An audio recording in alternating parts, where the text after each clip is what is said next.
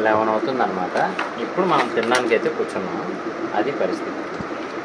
ఇదనమాట. ఇప్పుడు తినడానికి కూర్చున్నాం అనమాట. ఇప్పుడు దాకా ఎడిటింగ్ అది సరిపోయింది. అది విషయం.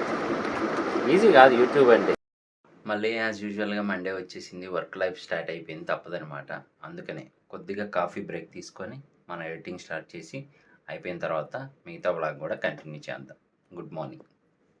ఈరోజు కొన్ని అనివార్య కారణాల వల్ల మార్నింగే రావాల్సి వచ్చిందనమాట ఆఫీస్కి. అందువల్ల అయితే వీడియోకి సంబంధించిన వర్క్ ఏది అవ్వలేదు.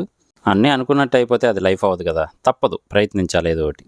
సరే అంతా అయిపోయింది. మా దొరగారికి డ్యాన్స్ క్లాస్ అయిపోయాక నా దగ్గరికి తెచ్చిపెట్టుకున్నాను. ఇంక ఇది ఏంటిది? ఇది ఏంటిది? డైనోసారా? ఎలా అరిసిద్ది?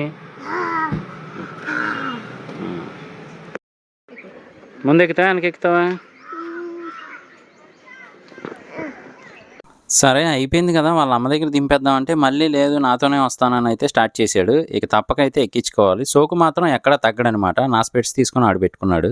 ఏ మాటగా ఆ మాట. అప్పుడే సమ్మర్ వచ్చేసినట్టు అయితే ఉందన్నమాట. మధ్యాహ్నం వెళ్తూ ఉంటే రోడ్డు మీద అంతేలేండి, సంవత్సరాలే గిర్రమని తిరిగి ముందుకు వచ్చేస్తున్నాయి. అలాంటిది కాలాలు ఎంతలోపు అన్నట్టయితే జరిగిపోతుంది.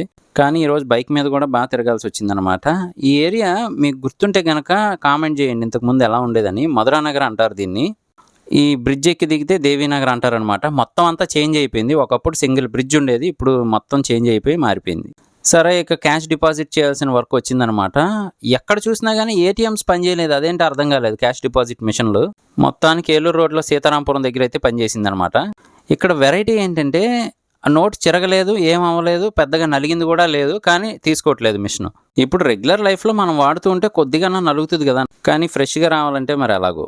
ఒకవైపు ఎండ పెరుగుతూనే ఉంది, కానీ దోమలు మాత్రం తగ్గట్లేదు. మా ఆఫీస్లో అయితే చికెన్ మంచూరియా మమ్మల్ని చేసుకొని తింటున్నాయి అనమాట. ఇక తప్పక ఈ అగరబత్తీలు వెలిగించాం.